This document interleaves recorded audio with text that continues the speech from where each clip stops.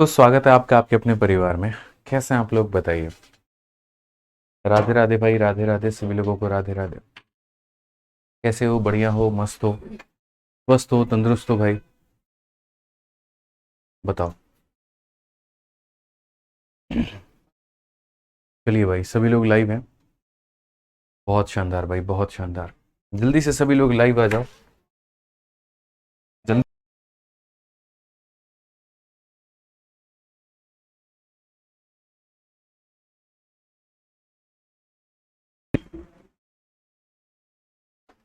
आ जाइए भाई, चलिए। तो लास्ट क्लास में हम लोगों ने जो है वो स्क्वायर तक पढ़ा था, और इस क्लास में हमें आगे पढ़ना है रेक्टेंगल भी, फिर पैरेललोग्राम भी, और तमाम तरह की सारी बातें। उम्मीद करते हैं आप लोग बढ़िया होंगे, स्वस्थ होंगे, तंदुरुस्त होंगे और मज़े में होंगे। ठीक है, चलो। जिनका भी भाई जन्मदिन है आज, तो जन्मदिन की बहुत बहुत शुभकामनाएं। बहुत कामयाब बनिए, बहुत आगे बढ़िए, बहुत नाम कमाइए। ठीक है, बहुत पैसा भी कमाइए।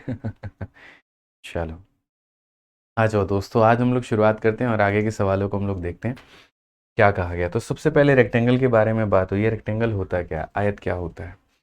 तो यानी एक ऐसा चतुर्भुज, एक ऐसा क्वाड्रिलेटरल जिसके अपोजिट साइड बराबर होते हैं, पैरेलल भी होते हैं, और जो एंगल होता है वो हमारा कितने का होता है? तो 90 डिग्री का होता है। ठीक है, मैं आपको यहाँ पर पूरा का पूरा दिखा देता हूँ। देखिए, a quadrilateral in which all the four angle of the vertices are right. मतलब स्क्वायर में और इसमें यहाँ पर यही फर्क है कि जब आप स्क्वायर बनाते हो तो वो पूरी तरीके से चारों साइड से बराबर होता है, लेकिन आप अगर इसी को खींच दोगे ना, तो ये स्क्वायर की जगह क्या बन जाएगा?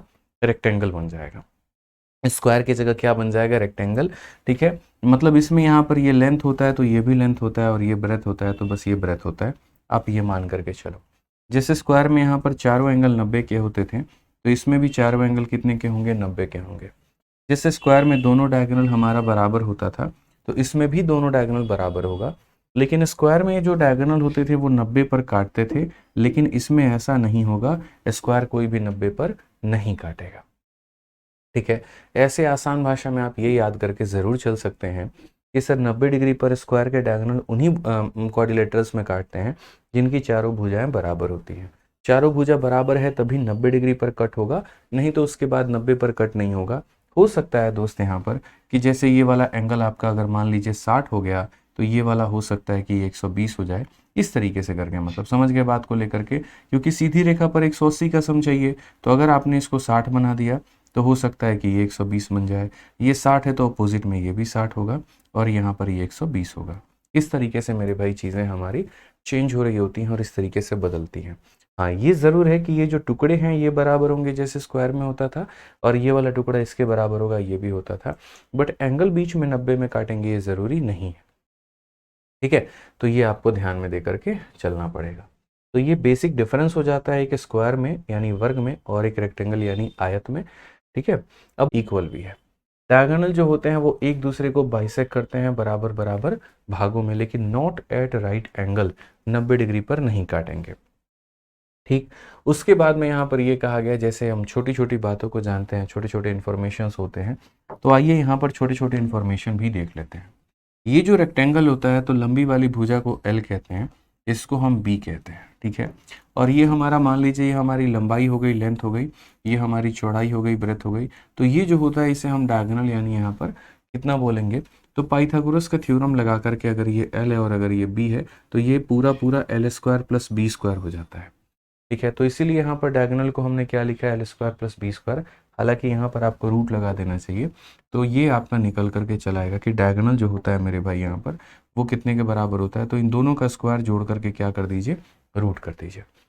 तो अगर आपको कभी भी डायगोनल निकालना है तो इसके स्क्वायर में इसके स्क्वायर को जोड़ करके रूट कर दीजिए, तो वो क्या निकल करके चला आएगा? तो डायगोनल। तो हमें कितनी सारी बातें जाननी होती है वो देखो। तो सबसे पहली जो बात होती है वो होती है पेरीमीटर। पेरीमीटर का मतलब क्या होता है? सारी चीज़ों को जोड़ दीजिए। परिमाप का मतलब ये बाउंड्री होता है। ठीक है, पेरीमीटर का मतलब क्या होता है? ये बाउंड्री होता है कि अगर मैं एक रस्सी ला करके और यहाँ पर इसकी घेराबंदी करूँ तो वो रस्सी की लंबाई कितनी होगी? तो अगर ये एल है तो ये भी एल होता है, और ये बी है तो ये भी बी होता है, यानी 2 बार एल 2 बार बी। तो इसीलिए हम लिख सकते हैं 2 बार एल प्लस बी यहाँ पे। ठीक है, उसके बाद में अगर कभी एरिया निकालना है, एरिया का मतलब यहाँ पर ये पूरा संपूर्ण चारों भाग, एरिया का मतलब यहाँ पर ये क्या हो जाता है? पूरा का पूरा चारों भाग हो जाता है। तो ये एरिया को निकालने के लिए लंबाई को चौड़ाई से गुणा करिए, तो आपकी एरिया निकल करके चली आएगी। उसके बाद में इसे हम कहते हैं डायगोनल और ये विकर्ण होता है हमारा। और जब भी डायगोनल निकालना हो तो यहाँ पर क्या करेंगे, रूट अंडर एल का स्क्वायर जमा कितना हो जाएगा, तो बी का स्क्वायर हो जाएगा भाई। ठीक है, तो 3 बातें मुख्यतः आपकी हो गई यहाँ पे। अब उसके बाद में यहाँ पर और क्या क्या बातें हैं वो भी थोड़ा थोड़ा जो है हम सारी बातों को समझते चलेंगे। जिस तरीके से आप लोगों ने स्क्वायर में पढ़ा था, और स्क्वायर में क्या पढ़ा था कि अगर कोई पी नाम का पॉइंट है, पी से हम ए लेकर आते हैं, पी से हम बी लेकर आते हैं, पी से हम सी लेकर आते हैं और पी से हम डी लेकर के आते हैं, तो आप लोगों ने यहाँ पर ये पढ़ा था पी ए का स्क्वायर प्लस पी सी का स्क्वायर बराबर होगा पी बी के स्क्वायर प्लस पी डी के स्क्वायर के। और ये वाला प्रॉपर्टी पढ़ाते वक्त में मैंने अच्छे से आपको ये बात समझाया था कि ये प्रॉपर्टी आपका दोनों जगह पर अप्लाई होता है, रेक्टेंगल में भी और स्क्वायर में भी, आयत में भी और वर्ग में भी। ये बात यहाँ पर आपको ध्यान में देकर के चलनी है। तो उसी के ऊपर में कुछ क्वेश्चंस हैं। क्वेश्चन नंबर 16 से देखिए यहाँ पर क्या कहा गया, जरा बनाइए। तो बोला गया हमारे सामने कि देखो यहाँ पर एक पॉइंट P है किसी भी रेक्टेंगल यानी आयत के अंदर में। तो हम यहाँ पर ये कहते हैं there is a point P in rectangle ABCD। तो ये हमारा हो गया A हो गया, B हो गया, C हो गया और यहाँ पर ये D हो गया। एक P नाम का पॉइंट है और इस तरीके से कि ये जो हो गया PA हो गया, PB हो गया, PC हो गया मेरे भाई, और यहाँ पर कितना हो गया, तो PD हो गया। ठीक है, अब अगर हम बात करते हैं तो PA की वैल्यू हमारी 4 है, PD की वैल्यू हमारी कितनी है, तो 5 है, PD की वैल्यू हमारी कितनी है, तो मेरे भाई 8 है, और PC का मान हमारा कितना है, तो x है। तो मैंने जैसे आपसे यहाँ पर क्या कहा, मैंने आपसे यहाँ पर ये कहा कि ये वही वाली प्रॉपर्टी है जो आप लोगों ने स्क्वायर यानी वर्ग में पढ़ रखा है। यहाँ पर 4 का स्क्वायर और कितने का स्क्वायर, x का स्क्वायर। तो यहाँ पर 4 का स्क्वायर प्लस किसका स्क्वायर, x का स्क्वायर, और ये बराबर होगा किसके, तो इन दोनों के स्क्वायर के सम के, यानी 8 के स्क्वायर में कितना जोड़ोगे, तो 5 के स्क्वायर को जोड़ दोगे। बेसिकली अगर हम देखते हैं तो हम बोलेंगे x का स्क्वायर बराबर होगा किसके, तो बोलेंगे सर ये 64 और 25, 64 और 25 हमारा कितना हो जाता है, तो यहाँ पर 64 और 25 जो हो जाएगा वो मेरे भाई आपका 89 हो जाएगा। तो आप यहाँ लिखिए सर 64 और 25 89 हो चुका है। 4 का स्क्वायर हमारा ले जाकर के इसे 16 घटा देना है, इसका रूट करेंगे तो इतना आ जाएगा, और यहाँ पर मेरे भाई 73 है, तो 73 का रूट करो तो कितना हो जाएगा, रूट 73 हो जाएगा। कौन सा ऑप्शन है, तो option number B for Baahubali है। ठीक है, समझ गए बात को लेकर के। तो ये पेपर में काफ़ी ज़्यादा क्वेश्चन आपसे पूछा गया है, ये ध्यान रखिए यहाँ पे। ठीक, चलिए अब आगे बढ़ते हैं और अगला सवाल यहाँ देखते हैं। क्वेश्चन नंबर 16 के बाद में 17 नंबर सवाल में क्या कहा गया, जरा पढ़िए। 17 नंबर में कहा गया कि क्यू एक पॉइंट है जो कि एक ट्रायंगल के इंटीरियर में है। तो यहाँ पर जैसे हमारे सामने ये हो गया हमारा ABCD करके, और ये ABCD मेरे भाई एक आयत का काम कर रहा है कि ये A हो गया, B हो गया, C हो गया और ये D हो गया। तो बिंदु Q आयत के अंदर कोई बिंदु है, तो चलिए मान लेते हैं Q नाम की बिंदु दोस्तों यहाँ के ऊपर में। सवाल में हमसे कहा गया Q से अगर तुम A का माप लोगे तो 3 निकल करके आएगा। Q से मेरे भाई यहाँ पर B तक का माप लोगे, Q से A का माप लोगे तो इतना हो जाएगा। यहीं Q से तुम B तक का माप लोगे तो कितना हो जाएगा, 4 हो जाएगा। यहीं Q से तुम C तक का माप लोगे तो भाई 5 हो जाएगा, और यहीं Q से D तक का माप लोगे तो x हो जाएगा। तो इन दोनों के स्क्वायर का सम, जैसे यहाँ पर 3 का स्क्वायर फिर उसके बाद में यहाँ पर 5 का स्क्वायर, ये बराबर होगा इनके स्क्वायर के सम के, यानी 4 का स्क्वायर प्लस हमारा कितना हो जाएगा, x के स्क्वायर के। ठीक है, अब यहाँ देखोगे तो 5 का स्क्वायर 25 होता है, 3 का स्क्वायर 9 यानी 34 होता है। तो ये 25 में 9 अगर हम जोड़ देंगे तो 34 हो जाएगा, और 4 का स्क्वायर 16 यहाँ पर आकर के माइनस कर देगा। कुल मिलाकर के यहाँ 34 में से 16 घटा देंगे तो 18 है, और 18 का जब हम रूट करेंगे यहाँ पर तो हमें कितना मिलने वाला है, ये देखो 16 मेरे भाई, ये हमारा हो जाएगा 18, लेकिन 18 3 3 9 दूनी 18, ये तो 3√2 आने वाला है। तो क्वेश्चन में हमसे QD का मान पूछा गया, QD का मान कितना होगा। फिर से हम लोग देख लेते हैं, Q से लेकर के A का मान इतना है, QB का मान हमारा 4 है, QC का मान हमारा 5 है, QD का मान हमसे पूछा है। 3 के स्क्वायर में 5 का स्क्वायर जोड़ेंगे तो इतना 25 और 9 34 हो गया, 34 में से 16 गया, तो ये हमारा दोस्तों 18 आना है। 18 हमारा x स्क्वायर का मान है, तो कुछ नहीं मेरे भाई, जब रूट करेंगे तो ये हमारा 3√2 होगा, और इसका रूट करेंगे तो x होगा। ऑप्शन हमारा गलत है, और यहाँ पर 3√2 होगा, ये हमारा बिल्कुल सही उत्तर होगा। ठीक है, ये हमारा क्या हो जाएगा मेरे भाई, तो 3√2 जो है वो हमारा बिल्कुल सही उत्तर होने वाला है। ठीक है, आ जाइए चलिए। पार्थाजीत कहते हैं 15 नंबर में इनका थोड़ा दिखाई, 15 नंबर में OF एंड यहाँ पर जो है GC का रेशियो 1 और √2 पहले से ही निकल गया, तो ट्रू वैल्यू किसके लिए निकाला? भाई आपका पता नहीं कमेंट में आप क्या कह रहे हो, चीज़ें क्लियर नहीं हो रही हैं। थोड़ा क्लियर तरीके से पूछोगे तो ज़्यादा बढ़िया से हम बता पाएंगे। ठीक है, आज ये चलिए नेक्स्ट क्वेश्चन पे हम लोग चलते हैं और अगला सवाल हम लोग देखते हैं क्या कहा गया। अगला सवाल में आपके सामने ये बोला गया कि देखो आपके सामने ये एक रेक्टेंगल है और ये पहला विकर्ण AC और दूसरा मेरे भाई BD है, जो कहाँ पर मिलते हैं? ऊपर मिलते हैं। सवाल में दोस्तों हमसे ये कहा गया A से लेकर के O तक का मान 3x-8 है और B से लेकर के O तक का मान x+2 है। तो ये मेरे भाई x का मान कितना है? मैं आपको पहले ये बात बहुत अच्छे तरीके से पढ़ा चुका हूँ कि देखिए जब भी क्या होता है, कोई भी आप आयत बनाते हो तो उसके अगर मान लीजिए डायगोनल होते हैं तो ये दोनों टुकड़े आपस में बराबर हैं और ये टुकड़े आपस में बराबर है, या यूँ कह लीजिए सर ये चारों के चारों टुकड़े हमारे क्या होंगे? तो चारों के चारों टुकड़े हमारे बराबर होंगे। तो अगर चारों के चारों टुकड़े हमारे बराबर होंगे तो हम इन दोनों को आपस में बराबर करेंगे, और अगर हम इन्हें आपस में बराबर करेंगे तो हम ये बोलेंगे 3x-8 जो होगा वो हमारा x+2 से बराबर होगा। अब अगर आप देखोगे 3x में से आपने x घटा दिया तो ये आपका 2x आ जाना है, और ये 8 उधर जाकर के जुड़ जाएगा तो 10 हो जाना है। x का मान हमारा कितना आएगा? 5। बहुत ही सिंपल तरीके से आप इसका उत्तर दे सकते हैं। ठीक है, समझ में आ गया बात? यहाँ पे कोई दिक्कत की बात है, कोई परेशानी की बात है बताइए। अरजीत जे भैया दोबारा वीडियो देख लो, 15 नंबर क्वेश्चन में अगर डाउट है तो बहुत ही अच्छे तरीके से 15 मिनट दे करके मैंने अच्छे से समझाया है। ठीक है, अब दोबारा उसके ऊपर में चर्चा करने का कोई मतलब नहीं बनता है। ठीक है, आइए चलिए अब अगला सवाल यहाँ देखते हैं। अगला सवाल यहाँ पर क्या कहा गया है जरा पढ़िए। ठीक है, क्वाड्रिलेटरल का 1 नंबर और 2 नंबर वीडियो कहाँ पर है? एप्लीकेशन में ही है, चेक करिए सर एक बार आप चेक करिए। ठीक है, आ जाइए नेक्स्ट क्वेश्चन यहाँ देखिए क्या कहा गया। If the ratio of length and perimeter of a rectangle is 2:7 and one of the diagonal is 20 centimetre, तो हमारा एरिया कितना होगा? बड़ा ही प्यारा सवाल है।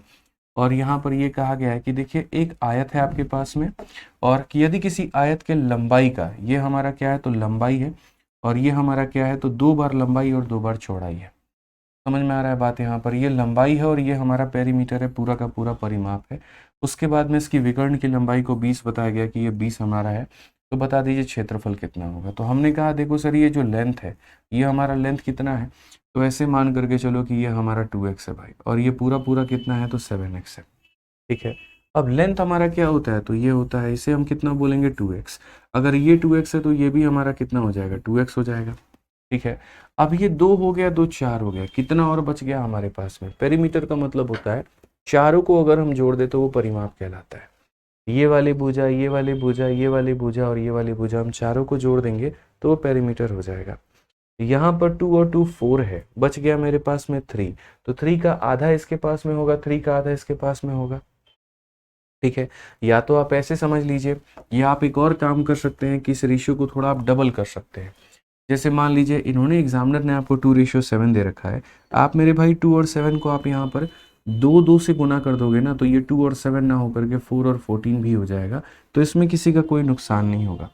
ठीक है, तो यहाँ पर हम इसे ये भी कह सकते हैं कि सर ये 4 हो गया और मान लीजिए यहाँ पर ये 14 हो गया, या ऐसे कह लीजिए कि सर इन्होंने जो है 4 और 14 दिया हुआ था कि 4 और 14 का रेशो है।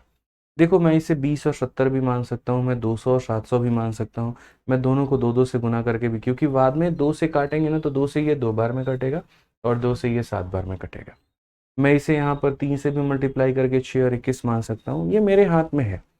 ठीक है, अब आप बोलोगे सर आपने क्यों मल्टीप्लाई किया? तो जो बाद में कमेंट करने वाले हैं कि सर क्यों मल्टीप्लाई किया, इसीलिए ताकि डेसिमल का कोई चक्कर ना बने, दशमलव में मानना है, नहीं तो फिर वहां पाइथागोरस लगाने में बड़ी दिक्कत होगी। तो जैसे मैंने लंबाई को 4x कहा, तो ये मेरे सामने 4x हो गया और ये मेरे सामने 4x हो गया। तो यहाँ पर 14 में से 4 और 4 8 घटा दीजिए, 6 बच चुका है। अब 6 जो बचा होगा ना, तो वो 6 में से यहाँ पर 3x जाएगा और यहाँ पर कितना जाएगा? 3x जाएगा। अगर मैं यहाँ पर डबल नहीं करता तो ये 2 होता, ये 2 होता और ये 1.5 होता और 1.5 होता, और 1.5 और 4 में पाइथागोरस लगाना बहुत ही ज़्यादा मुश्किल हो जाता, बहुत ही ज़्यादा गंदा काम हो जाता। तो इसीलिए मैंने यहाँ पर क्या किया, मैंने तुरंत 2 से मल्टीप्लाई कर दिया ताकि मेरा कोई डेसिमल ना बने।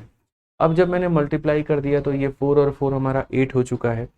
14 में से 8 घटा देंगे तो 6 बचेगा, 6 में 3 इधर जाएगा और 3 इधर जाएगा। अब उसके बाद में ऐसा तो है नहीं कि आप 3 और 4 का ट्रिपलेट नहीं जानते हैं। अगर ये परपेंडिकुलर 3 है और अगर ये 4 है तो ये मेरे भाई कितना होगा? तो 5 होगा। अब बोलोगे सर ये 5x कैसे हो गया? तो भाई हम कई बार पढ़ा भी रखे हैं आपको, यहाँ पर क्या होता है, हाइपोटेनस निकालने के लिए इसका होल स्क्वायर करो यहाँ पर तो 3x का तुम होल स्क्वायर करो, और यहाँ पर इसका होल स्क्वायर करो तो 4x का होल स्क्वायर करो, तो पता चलेगा सर ये 16 और 9 25 बना रहा है, 25 का रूट करेंगे तो 5 आ रहा है। इसलिए मैं डायरेक्टली यहाँ पर कितना लिख रहा हूँ, तो मैं डायरेक्टली यहाँ पर 5 लिख रहा हूँ यहाँ पे। अब क्वेश्चन में ये देखो कि किसकी वैल्यू तुम्हें दी है, तो बोलोगे डायगोनल की वैल्यू 20 दिया है। डायगोनल कौन सा है, तो यही वाला वैल्यू है। इसकी वैल्यू कितना दे रखा है, तो 20। तो 5x का मान अगर मान लीजिए 20 दे रखा है तो x का मान हमारे सामने कितना होगा, तो 4 होगा। और अगर x का सामने मेरे भाई वैल्यू 4 होगा तो एरिया की बात करते हैं, तो एरिया कितना होगा, तो 4 × 4 हमारा 16 हो जाएगा, और 4 × 3 हमारा 12 हो जाएगा। अगर हम इसको मल्टीप्लाई करते हैं तो 16 दूना 32 और ये हमारा 192, ये हमारा बिल्कुल सही उत्तर है, option number B for Baahubali. तो वहां पर सिर्फ रेशियो के डबल करने से दशमलव को हम स्किप कर पाए, और स्किप कर पाए तो हम अपने ट्रिपलेट बना पाए, और ट्रिपलेट बना पाए तो हम अपने सवाल का उत्तर लेकर के आ पाए। यहाँ क्लियर हो गया ये बात। आज ये चलिए क्लास में सभी लोग टाइम पर आया करिए, अपने मन के मालिक मत हुआ करिए कि जब मर्जी हुआ तब क्लास में आ गया, ऐसा बिल्कुल भी नहीं चलने वाला है, टाइम पर आइए।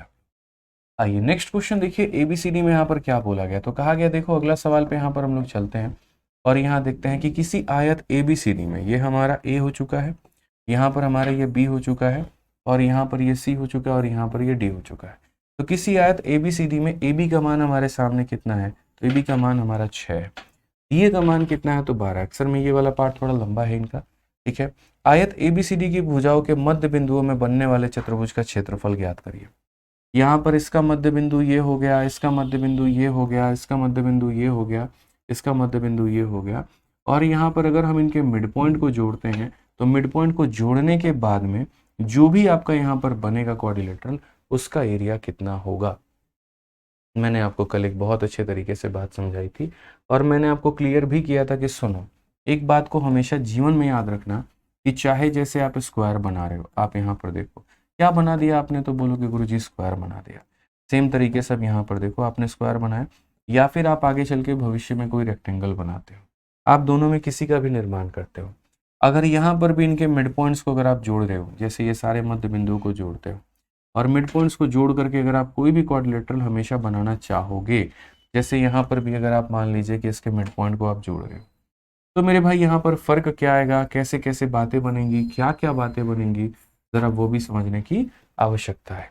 तो पहली बात यहाँ पर, जैसे अगर ये मानो ABCD नाम का आपने कुछ बना दिया है, और इसके मिड पॉइंट को यहाँ P हो गया, इसका Q हो गया, इसका R हो गया, और इसका S हो गया, तो अगर आप यहाँ पर इस परेशानी से जूझ रहे हैं कि इसका एरिया कितना होगा, इसका एरिया कितना होगा, तो मैं आपको भी गाइड करता हूँ, मैं बताता हूँ। हालांकि मैं पहले भी बता चुका हूँ, बट कोई दिक्कत की बात नहीं है, मैं आपको दोबारा भी बता दूंगा। तो यहाँ पर अगर हम बात करते हैं तो ये हमारा वैल्यू कितना निकल करके आ जाएगा। तो हमने कहा ये जो PQRS है भैया, ये किसका मेरे भाई, P हो गया, Q हो गया, R हो गया, S हो गया। कभी भी अगर तुमको इसका एरिया निकालना है तो ये अंदर वाला एरिया हमेशा आधा होता है, और किसके आधा होता है, तो बाहर वाले यानी बड़े वाले एरिया के, यानी मेरे भाई हमेशा आधा होगा किसके, तो ABCD के। जो कंसेप्ट आप यहाँ पर अप्लाई कर रहे हो स्क्वायर में, सेम उसी तरीके से यहाँ पर भी सेम कहानी होनी है कि सर जो अंदर वाला एरिया बनना है वो हमेशा क्या बनना है, आधा बनना है, और किसका मेरे भाई यहाँ पर, तो पूरे वाले के। तो ये ध्यान रखिए। तो जैसे क्वेश्चन नंबर 20 में अगर आप देख पा रहे हैं, तो पहले यहाँ पर आप बोलेंगे कि ये जो अंदर वाले का एरिया होगा वो कितना होगा, तो आप बोलोगे सर देखिए अंदर वाले का जो सियान कलर का है उसका एरिया अगर हमें निकालना है तो वो मेरे भाई आधा होगा, और किसके आधा होगा, तो यहाँ पर ABCD के एरिया के आधा होगा। क्योंकि ABCD का एरिया कैसे निकलता है, तो ABCD का एरिया को निकालने के लिए इसके लेंथ को इसके ब्रेथ से गुना करना होता है, यानी 6 को मेरे भाई 12 से गुना करना होता है। 2 से अगर आप काटोगे तो 6 बार में, और 6 × 6 कितना हो जाता है, तो 36 हो जाता है। कौन सा ऑप्शन है, तो option number B for Baahubali. ठीक है, समझ में आ गया बात। यहाँ पे कोई दिक्कत की बात है, कोई परेशानी की बात है तो बताइए। ठीक है,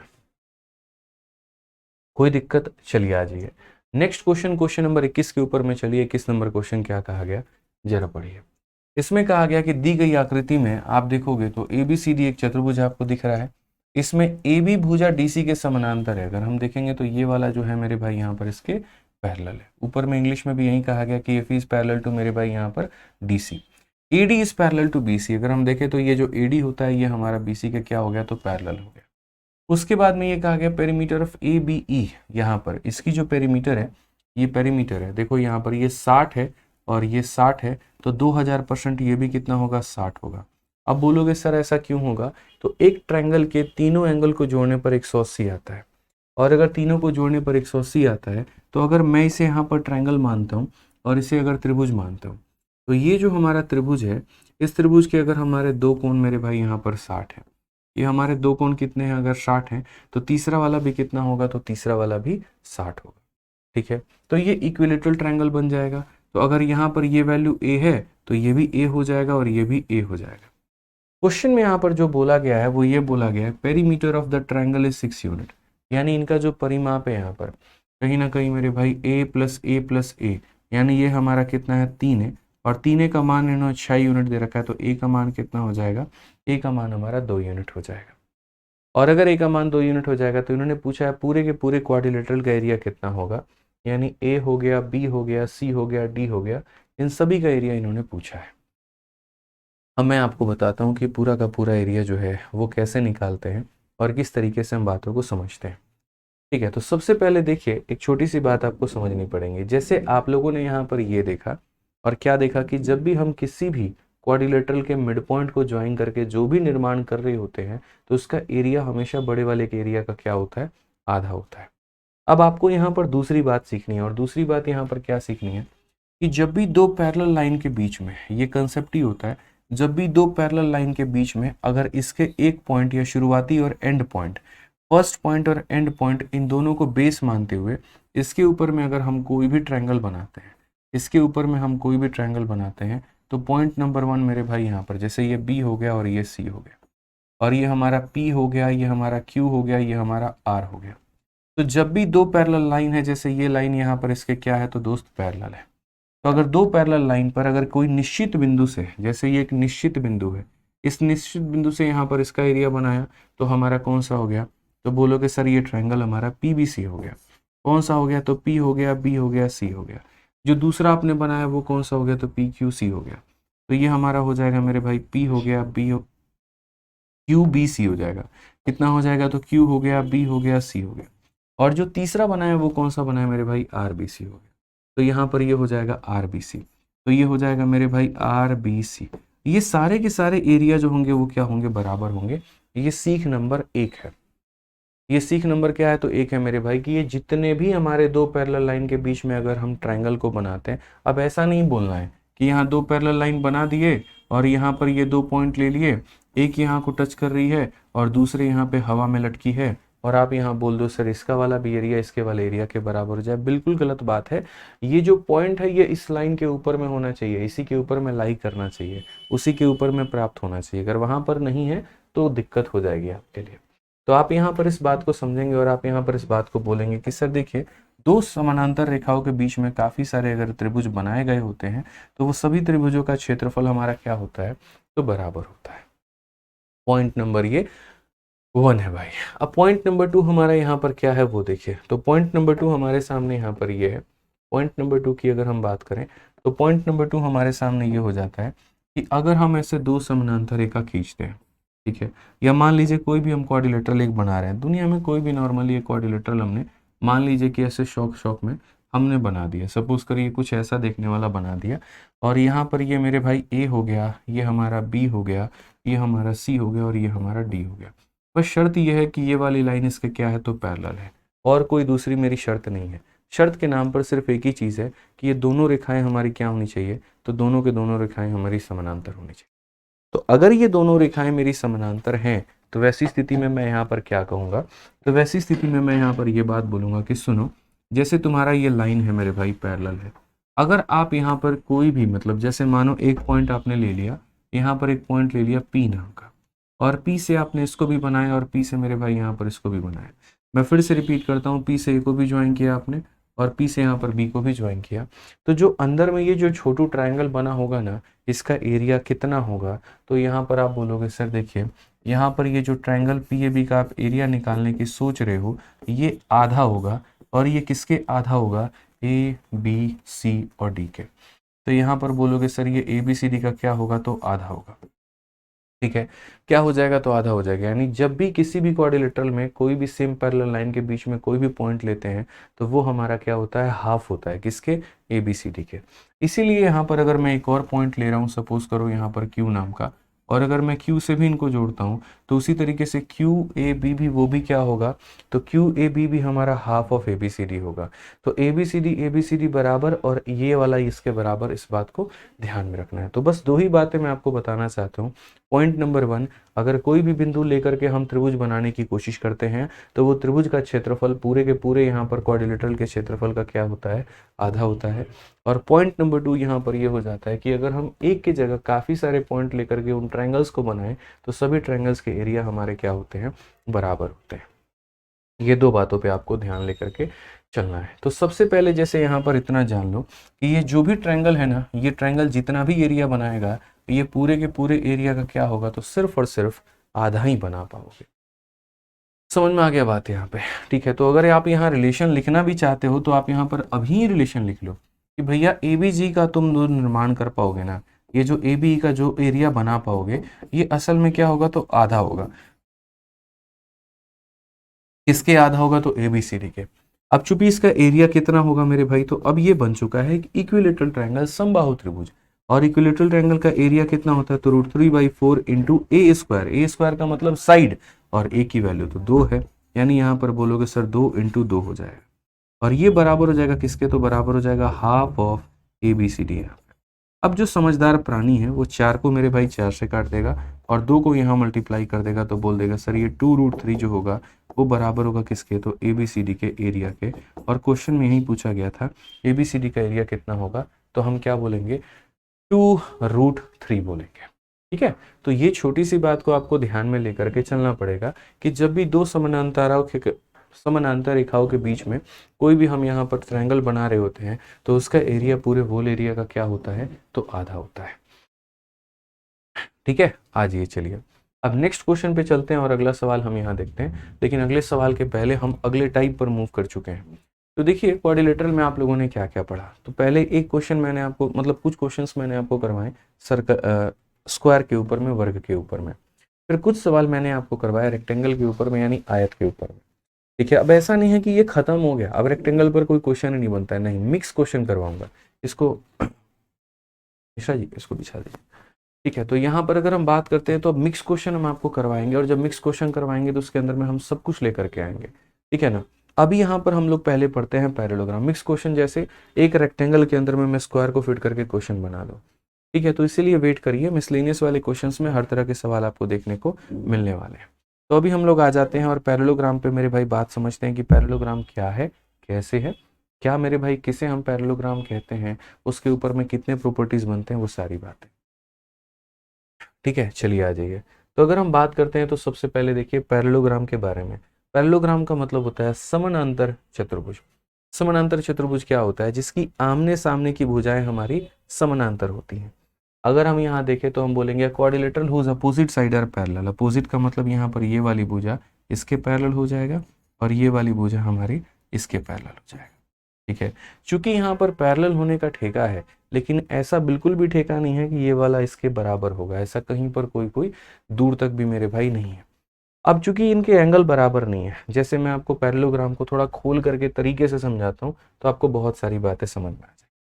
क्या होता है दोस्त, यहाँ पर ऐसे मान के चलो कि जैसे ये रेक्टेंगल आप लगाते हो, ठीक है, तो आपने मान लीजिए कि ये रेक्टेंगल आपने बनाया।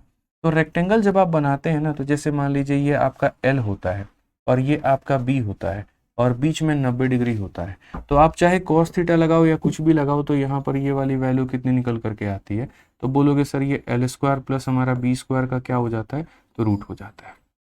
वैसे ही ये L है और अगर ये B है और बीच में 90 है, तो cos थीटा के माध्यम से L B और 90 में जो रिलेशन लगता है, तो ये जो डायगोनल होता है वो क्या होता है, L square plus B square का रूट हो जाता है।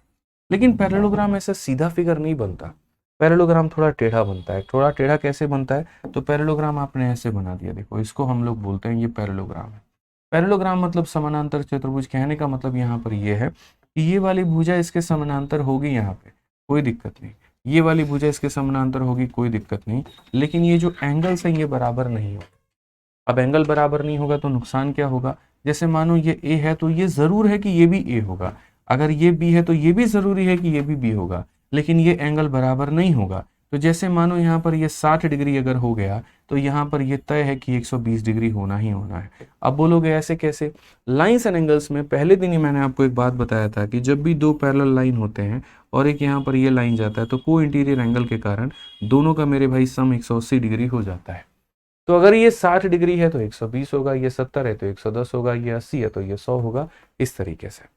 अब यहाँ पर क्या होगा, जब आप ये बनाओगे तो पहली बात पैरेललोग्राम की प्रॉपर्टी क्या हो गई? तो पैरेललोग्राम की पहली प्रॉपर्टी होती है अपोजिट साइड इक्वल भी होते हैं और पैरेलल भी होते हैं।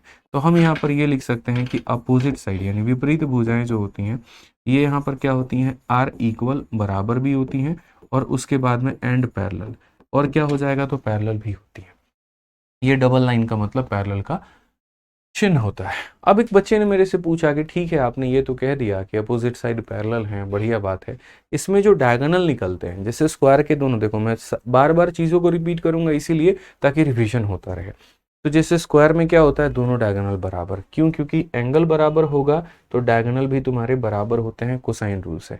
रेक्टेंगल में भी दोनों के दोनों डायगोनल क्या होते हैं? दोनों विकर्ण जो होते हैं, आयत में भी दोनों विकर्ण बराबर होते हैं। तो रेक्टेंगल के दोनों डायगोनल बराबर मतलब आयत जो है, आयत के दोनों विकर्ण बराबर होते हैं। तो क्या यहाँ पर समानांतर चतुर्भुज यानी पैरेललोग्राम के दोनों डायगोनल बराबर होंगे? एक बच्चे ने मेरे से ये पूछ लिया, तो मेरा जवाब समझो। बच्चे पूछते हैं, ऑफलाइन में पूछते हैं कि सर क्या इसके दोनों डायगोनल बराबर होंगे? तो देखो ये तुम्हारा ए है और ये तुम्हारा बी है और बीच में 60 है, तो जब cos थीटा का रूल लगाओगे तो यहाँ पर cos थीटा लगाते वक्त में जैसे मानो यहाँ पर ए बी सी डी हो गया, तो ए बी सी डी में यहाँ पर कोसाइन रूल जब लगता है, कोसाइन रूल याद है ना? याद करो, जब दो साइड दिए गए होते हैं उनके बीच का एंगल दिया गया होता है और तीसरा निकालना होता है, कोसाइन रूल लगाते हैं। तो कोसाइन रूल लगाते वक्त में यहाँ पर एंगल कितना लोगे? तो 60 डिग्री। ठीक है, तो यानी यहाँ पर जो बी डी का मान निकल करके आएगा वो कितने पर निकलेगा? तो 60 पर निकलेगा। उसके बाद में यहाँ पर जब यहाँ पर AC का मान निकालोगे तो AC का मान निकालने के लिए A होगा, B होगा, लेकिन यहाँ पर होगा 120 डिग्री, क्योंकि इसके cos थीटा का मान और इसके cos थीटा का मान अलग होता है, इसलिए इनके डायगोनल के भी मान मेरे भाई क्या होंगे? तो अलग होंगे। अगर इन दोनों के cos थीटा का मान बराबर है तो 2000% मेरे से लिखो और डायगोनल बराबर होगा, लेकिन अगर इनके cos थीटा का मान अलग है तो मेरे भाई डायगोनल भी क्या होंगे? तो अलग अलग ही होंगे। ये फिक्स करवाइए मेरे से आप। ठीक है, तो पैरेललोग्राम के बारे में जो सबसे पहले प्रॉपर्टी है वो ये है कि अपोजिट साइड पैरेलल होते हैं, इक्वल भी होते हैं, हिंदी में भी लिखा गया है। डायगोनल बराबर हो भी सकते हैं और नहीं भी हो सकते हैं। पहली बार डायगोनल कब बराबर होंगे? मैंने क्या कहा? अगर इनके cos थीटा का मान मेरे भाई यहाँ पर बराबर है तो डायगोनल बराबर होगा। यानी जो ये टेढ़ा सा पैरेललोग्राम है, अगर इस पैरेललोग्राम को थोड़ा ऐसा सीधा बना दे, ठीक है, जैसे स्क्वायर भी अपने आप में एक पैरेललोग्राम है, रेक्टेंगल भी अपने आप में एक पैरेललोग्राम है और ये एक नॉर्मल पैरेललोग्राम है। ठीक है, इस बात को समझो, ये पैरेललोग्राम के खानदान से ही सारे निकले हुए हैं। जिसकी भी अपोजिट साइड पैरेलल होती है और इक्वल होती है उसे पैरेललोग्राम कहते हैं। इसकी अपोजिट साइड बराबर भी है और पैरेलल भी है तो पैरेललोग्राम कहलाएगा। एक स्क्वायर जो होता है यहाँ पर ना, तो एक स्क्वायर जो होता है मेरे भाई, इसकी अपोजिट साइड पैरेलल भी होती है और बराबर भी होती है तो पैरेललोग्राम कहलाएगा। इसीलिए जब हमारे एंगल बराबर होंगे तो डायगोनल इक्वल होंगे, जब एंगल अलग अलग होंगे तो डायगोनल अनइक्वल होंगे। इसीलिए पैरेललोग्राम में बहुत खूबसूरत तरीके से मैंने ये लाइन लिखा कि बच्चों समझो, इनके विकर्ण बराबर हो भी सकते हैं और नहीं भी हो सकते हैं। तो दो बच्चे आपस में डिबेट कर रहे होते हैं, अरे सर ने कहा था बराबर होते हैं, दूसरा कह रहा नहीं मेरे सर ने कहा है नहीं करते हैं। ठीक है, तो दोनों के सर ने बातें सही कही है, डायगोनल बराबर होते हैं, लेकिन किस केस में? जब एंगल बराबर हो। और डायगोनल बराबर किस केस में नहीं होंगे? जब एंगल बराबर नहीं होगा। तो ये सेकंड पॉइंट पे आपको युद्ध करने की जरूरत नहीं है, ये मैं आपको क्लैरिफाई कर चुका हूं कि अगर diagonal may equal when angle are equal और may not equal when angle are not equal. ठीक है, तीसरा, डायगोनल मे और may not bisect each other. सीधी सी बात है, अगर भैया एक बात बताइए, अगर यहाँ पर ये जो आपके दो केस है, जैसे इस केस में जिनके डायगोनल बराबर हैं तो वो बाइसेक्ट करते हैं, लेकिन जिनके डायगोनल बराबर ही नहीं है तो वो बाइसेक्ट क्या करेंगे? इक्वली। ठीक है, तो जहां डायगोनल इक्वल होता है तो बाइसेक्शन भी बढ़िया तरीके से रहता है और बराबरी में, जहां डायगोनल ही इक्वल नहीं है तो वहां डायगोनल कैसे इक्वल में बाइसेक्ट कर सकते हैं। तो इसीलिए डायगोनल मे और may not bisect each other at right angle. 90 degree पर नहीं करेंगे। जैसे स्क्वायर वाले केस में क्या था, डायगोनल 90 पर बाइसेक्ट करते थे, लेकिन एक नॉर्मल रेक्टेंगल और बाकियों में मेरे भाई डायगोनल 90 पर बाइसेक्ट नहीं करेंगे। तो ये सारी बातें हैं आप लोगों का। ठीक है, और ये भी एक छोटा सा पॉइंट है, ये भी हम आपको समझा देते हैं अभी यहाँ पर क्या है। ठीक है, अब उसके बाद में यहाँ पर जो है ये आपका पूरा का पूरा, इसकी कोई आवश्यकता नहीं है, रोम्बस वोम्बस इसकी कोई आवश्यकता नहीं पड़ेगी। तो जो बेसिक बातें ये हो गया। अभी तक मुझे लग रहा है कि पैरेललोग्राम में कहीं पर कोई दिक्कत नहीं आई होगी आप लोगों को। जैसे जो चीज़ आप यहाँ पर एक रेक्टेंगल में लगाते थे, रेक्टेंगल में जैसे क्या लगाते थे, तो रेक्टेंगल के अंदर में मैं रिवीजन करवा दे रहा हूँ। जैसे रेक्टेंगल में एक प्रॉपर्टी आपने पढ़ी, और प्रॉपर्टी क्या पढ़ी सर, ये चारों के चारों मिड पॉइंट को जोड़ दो, तो ये मिड पॉइंट को जोड़ने पर जो अंदर वाला एरिया आएगा वो बाकी एरिया का, या ऐसे कह लीजिए अंदर वाला एरिया पूरे टोटल एरिया का आधा होगा। तो क्या सेम चीज़ पैरेललोग्राम में अप्लाई हो पाता है? तो ऐसे मान के चलो जो गुण पिता में होगा यहाँ पर वो गुण तो बेटे के अंदर में होगा ही होगा। तो बाप यहाँ पर पैरेललोग्राम है, ये बाप नहीं है मेरे भाई, इसका ये बेटा है। इसके कई सारे बेटे निकल करके हैं। पैरेललोग्राम का एक बेटा रोम्बस है, पैरेललोग्राम का एक बेटा रेक्टेंगल है, पैरेललोग्राम का एक बेटा स्क्वायर है। सारे अलग अलग बेटे हैं और सबके अंदर में अलग अलग गुण है। समझ रहे हो? ये रियल पैरेललोग्राम होता है। इसी से तुम्हारा पहले निर्माण हुआ स्क्वायर का, फिर उसके बाद में निर्माण हुआ रेक्टेंगल का, आगे चल के जाओगे तो निर्माण होगा रोम्बस का। ठीक है? क्यों मेरे भाई? इसमें भी अपोजिट साइड पैरेलल और इक्वल, इसमें भी अपोजिट साइड पैरेलल और इक्वल, इसमें भी अपोजिट साइड पैरेलल और इक्वल। तो जब इसके मिड पॉइंट को ज्वाइन करके बनाओगे तो उसका एरिया टोटल का आधा, इसमें भी मिड पॉइंट ज्वाइन करके बनाओगे तो एरिया टोटल का आधा, इसमें भी मेरे भाई मिड पॉइंट ज्वाइन करके बनाओगे तो एरिया टोटल का आधा। जैसे यहाँ पर आपका ये स्क्वायर है, ये मेरे भाई यहाँ पर आपका रेक्टेंगल हो गया, और ये रोम्बस होगा। रोम्बस वो होता है जिसकी चारों भुजा बराबर होती है, आगे चल के पढ़ाऊंगा, समचतुर्भुज कहते हैं। तो जैसे में अगर इसको बेस मान करके कोई भी ट्रायंगल बनाओगे तो वो ट्रायंगल का भी एरिया पूरे के एरिया का क्या होगा? आधा। अभी इसमें मैंने पढ़ाया इसको पैरेलल लाइन, यहाँ पर देखो दो पैरेलल लाइन के बीच में कोई भी एक बिंदु लेकर के अगर ट्रायंगल बना दो, उसका एरिया पूरे का क्या होगा? आधा। उसी तरीके से एक नॉर्मल पैरेललोग्राम के अंदर में भी अगर दो यहाँ पर ये जो लाइन है, यहाँ पर ये लाइन के मेरे भाई इसको बेस मानते हुए कोई भी यहाँ पर ट्रायंगल बनाओगे तो एरिया क्या होगा? आधा होगा। ये ध्यान में लेकर के चलना पड़ेगा। छोटी छोटी बातें जो है वो आपको क्लियर अप करनी पड़ेगी ताकि कहीं पर कोई कंफ्यूजन ना रहे। ठीक है? अब ये सारी बातों से परे हट करके एक बार मेंस में क्वेश्चन आ गया और लोग उसका उत्तर नहीं दे पाए। और वो सवाल क्या था? तो वो सवाल यहाँ पर ये था कि अगर कोई भी मैं तुम्हें एक पैरेललोग्राम देता हूं और उस पैरेललोग्राम के सारे कोण समद्विभाजक, यानी ये एंगल का बाइसेक्टर, इस एंगल का बाइसेक्टर, इसका बाइसेक्टर और इसका बाइसेक्टर मिलता है, तो किस चीज का निर्माण होता है? तो bisector of the four angle encloses a rectangle. थोड़ा आसान भाषा में मैं समझाता हूँ। मान लीजिए कि ये मेरे पास में क्या है, तो मेरे पास में ये एक पैरेललोग्राम है, और अगर ये पैरेललोग्राम है यहाँ पर, तो जैसे इस एंगल का ये बाइसेक्टर हो गया, यहाँ पर इस एंगल का ये बाइसेक्टर हो गया, यहाँ पर इस एंगल का ये समद्विभाजक हो गया, समझ गए बात को, और यहाँ पर ये एंगल का मेरे भाई ये समद्विभाजक हो गया। तो अंदर जो भी बनेगा ना मुन्ना, ये जो भी बनेगा ये पता है तुम्हें क्या है? तो ये अंदर जो भी तुम बनाओगे ये अपने आप में किस चीज का काम करेगा? तो ये अपने आप यहाँ पर ये जो है मेरे भाई, ये अपने आप में एक रेक्टेंगल का काम करेगा। ये जो अंदर बना है जैसे पी हो गया, क्यू हो गया, आर हो गया, एस हो गया, तो ये पी क्यू आर एस कुछ नहीं है दोस्त। यहाँ पर ये पी क्यू आर एस अपने आप में एक रेक्टेंगल होगा जिसमें चारों कोण जो है 90 होंगे। ठीक है? और यहाँ पर ये एल है तो ये भी एल होगा, और ये बी है तो बी होगा। ये बस याद करने के लिए है। अगर इसके प्रूफ में, इसके गहराइयों में गए ना तो बहुत वक्त लगना है हमारा, तो फायदा कुछ भी नहीं होगा। ठीक है? तो याद करके चलिए, अगर हम जो बना रहे वो अंदर क्या बना रहे,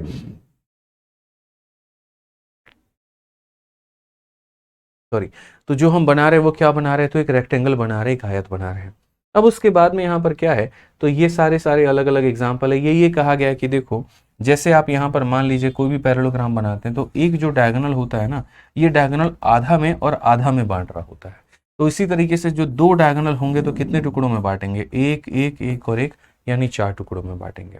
जैसे यहाँ पर एक मीडियन ट्रायंगल को दो बराबर एरिया में बांटता है, तो यहाँ पर ये जो एक डायगोनल है ये पूरे के पूरे यहाँ पर पैरेललोग्राम को दो बराबर एरिया में बांटेगा।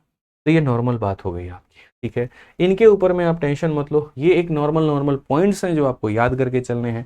नॉर्मल पॉइंट यहाँ पर क्या है, तो कहा गया parallelogram inscribe in a circle is always a rectangle. यहाँ पर ये अलग अलग बातें, इसको इतनी इज्जत देने की जरूरत नहीं है, ये भी इतनी इज्जत देने की जरूरत नहीं है। ठीक है? मैं सारी बातें आराम से तसल्ली से बताऊंगा। ठीक है? आप उसके लिए निश्चिंत रहो। तो ये थोड़ा सा एरिया वेरिया वाला पॉइंट है, ये पॉइंट हमारे दो देख लीजिए, ये ज़्यादा जरूरी है आप लोगों के लिए। ठीक है? ये समझना जरूरी है कि एरिया हम कैसे निकालते हैं। तो एरिया निकालने की बात आई, जब एरिया निकालने की बात आई तो देखिए कितना परफेक्ट वे में आप इसको समझ सकते हो, आपको भी पता चलेगा। ये जैसे मान लो मेरे भाई यहाँ पर क्या है, तो यहाँ पर ये हमारा हो गया बढ़िया तरीके से एक पैरेललोग्राम। सारी बातों को भूल करके बोर्ड पर देखिए ABCD हम आपके सामने एक पैरेललोग्राम बना चुके हैं। जैसे ये हमारा एक डायगोनल है, और मैंने अभी आपको ये कहा था कि जो एक डायगोनल होता है वो पूरे के पूरे पैरेललोग्राम यानी समानांतर चतुर्भुज को दो बराबर क्षेत्रफलों में बांट देता है। यानी जितना एरिया इसका होगा उतना ही एरिया इसका भी होगा। अगर इसका 10 आ रहा है तो ये भी 10 होगा, तो पूरे का कितना हो जाएगा, 20 हो जाएगा। अब यहां पर क्या हुआ कि जैसे मान लीजिए एक हमने यहां पर हाइट बना दिया, ये हाइट हो गया, परपेंडिकुलर है तो हाइट ही कहलाएगा। तो मुझे यहाँ पर ये बताओ कि ये वाला ट्रायंगल का तुम्हारा एरिया कितना होगा, एडीबी का एरिया कितना होगा, what is the area of ADB. तो आप यहाँ बोलोगे सर एडीबी का जो एरिया होगा ना वो यहाँ पर होगा हाफ इंटू, और इसको हम लोग बोलते हैं, ये हमारा होता है मेरे भाई बेस, और ये हम क्या होते हैं तो हाइट होते हैं। तो आप बोलोगे सर हाफ इंटू यहाँ पर बेस जो है हमारा वो लिख लेते हैं, और जरूरी नहीं है कि आप इसे बेस ही लिखो, आप कोई बात नहीं, इसका साइड मेंशन कर दो, ए बी हो जाएगा और यहाँ पर कितना हो जाएगा, हाइट हो जाएगा। क्योंकि एक ट्रायंगल का एरिया आप लोग बचपन से पढ़ते चले आ रहे हो, half into base into height, ठीक है। अब ये हमारा एक पार्ट का एरिया है, तो अगर मुझे पूरा ABCD निकालना पड़ जाए, अगर मुझे यहाँ पर पूरा का पूरा ABCD निकालना पड़ जाए, तो पूरा पूरा एरिया निकालने के लिए इसका कितना करना होगा, डबल करना होगा, क्योंकि जितना यहाँ पर है उतना ही यहाँ पर है, तो पूरा एरिया निकालने के लिए इस टुकड़े का डबल करना होगा, यानी इसका डबल करना होगा। तो जब हम लोग इसका डबल करते हैं तो यहाँ पर हमें क्या प्राप्त होता है, तो बोलोगे सर AB इंटू एच पता होता है, ये AB इंटू क्या होता है तो H होता है। यानी हमेशा ये कह सकते हैं कि सर एक समानांतर चतुर्भुज का क्षेत्रफल बेस इंटू क्या होता है, हाइट होता है। देखिए आप वहां पर AB इंटू एच हम लिख चुके हैं। समझ में आ गया बात, यहाँ पर कोई दिक्कत की बात है बताइए। तो ये हमारा हो गया AB इंटू एच हो गया, और दूसरा हमारा मेरे भाई यहाँ पर क्या हो जाएगा, तो दूसरा यहाँ पर ये हो जाएगा, ये एक पार्ट नंबर 1 हो गया। अब दूसरा उसके बाद में मैं आपको समझा देता हूँ, इसका दो तरीके से एरिया निकलता है, और दोनों तरीके के एरिया को आप एक ही फिगर में नहीं जान सकते हो, आपको दोनों के लिए अलग अलग बातें समझनी पड़ेंगी। तो यहाँ पर ये वाला जो भाग है, इस वाले भाग को मिटा दिया जाए, ठीक है। इसको अभी सेकंड वाले पार्ट को यहाँ पर मत देखो आप। तो ये पार्ट नंबर मेरे भाई कितना हो गया, तो पार्ट नंबर 1 हो गया। कि कभी भी कोई भी अगर मान लीजिए यहाँ पर आपको पैरेललोग्राम का क्षेत्रफल जानना है, तो पैरेललोग्राम का क्षेत्रफल को निकालने के लिए आप यहाँ पर क्या करोगे, तो पैरेललोग्राम का मेरे भाई एरिया को निकालने के लिए याद रखना बेस और इंटू क्या करोगे, तो हाइट करोगे, ठीक है। अब दूसरा वाला जो भाग होता है मेरे भाई यहाँ पर वो क्या होता है, दूसरा वाला जो पार्ट है आपका यहाँ पर ये वाला पार्ट है। अब ये वाला पार्ट भी पढ़ लो, इस पार्ट में यहाँ पर क्या कहा गया और क्या नहीं कहा गया वो भी आपको बढ़िया तरीके से क्लियर हो जाएगा, ठीक है। तो ये देखिए आप यहाँ पर देखिए, आप ये सारी चीज़ों को भूल जाएंगे, सारी बातों को भूल जाएंगे, और बहुत ही तरीके से आप यहाँ पर समझेंगे। दूसरा जैसे मैं आपको थोड़ा सा रिकॉल कराता हूँ तो उससे आपको याद हो जाएंगी कुछ चीज़ें। याद करिए जब हम आपको ट्रायंगल पढ़ाते थे तो एक ट्रायंगल का एरिया किस तरीके से निकालते हो, तो जैसे मैं आपको यहाँ पर है ना एक अलग ही पेज में पढ़ा रहा हूँ, देखो जैसे आपने यहाँ पर ये पढ़ा था और कितनी कितनी बातें सीखी थी, थोड़ा सा आपको अब याद हो जाएगा, तो बढ़िया तरीके से आपको क्लियर होगा। सबसे जो पहली बात दोस्तों आप लोगों ने सीखी वो क्या सीखी, तो सबसे पहली बात जैसे एक ट्रायंगल होता है तो डिपेंड करता है कि उस ट्रायंगल में दिया क्या है, ठीक है। वो डिपेंड करता है मेरे भाई यहाँ पर कि उस ट्रायंगल में दिया क्या है। जैसे यहाँ पर ये क्या हो गया, ये ट्रायंगल है और ये ट्रायंगल हमारा कितना है, तो ABC है। मैंने ट्रायंगल के एरिया निकालने के काफ़ी सारे तरीके बताए हैं, और यहाँ पर क्या है तो हाइट है। तो अगर ये ट्रायंगल है और अगर मुझे यहाँ पर इसका एरिया निकालना है, किसका निकालना है, ABC का, तो आप लोगों को अच्छे से पता है आप क्या अप्लाई करोगे, तो half into base into height मेरे भाई। समझ में आ गया बात, ये क्या हो जाएगा तो हाइट हो जाएगा। तो बोलोगे हाफ इंटू बेस इंटू कितना हो जाएगा, हाइट हो जाएगा।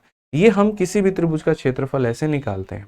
दूसरा तरीका क्या होता है, जैसे मानो कोई भी यहाँ पर आपको ट्रायंगल दे दिया गया ABC करके, ठीक है। ये दो भुजाओं के बीच में अगर कोई थीटा नाम का एंगल दिया गया है, ठीक है ना, थीटा नाम का एंगल दिया गया, इसका मान A हो गया, सपोज करो इसका मान B हो गया। तो याद करना दोस्त, यहाँ पर हम आपको ABC का एरिया कैसे निकालना सिखाए थे, तो हम बोले थे half into product of side, यानी यहाँ पर दिया गया half into product of side, और इंटू यहाँ पर क्या हो जाता है, तो बोलोगे sir into sine theta, into कितना हो जाता है, तो साइन थीटा हो जाता है। तो दो अलग अलग बातें होती हैं। अगर हाइट दिया गया तो half into base into height लिख देते हैं, और अगर मान लीजिए दो भुजा और उनके बीच का एंगल दिया गया तो हाफ AB साइन थीटा दे देते हैं।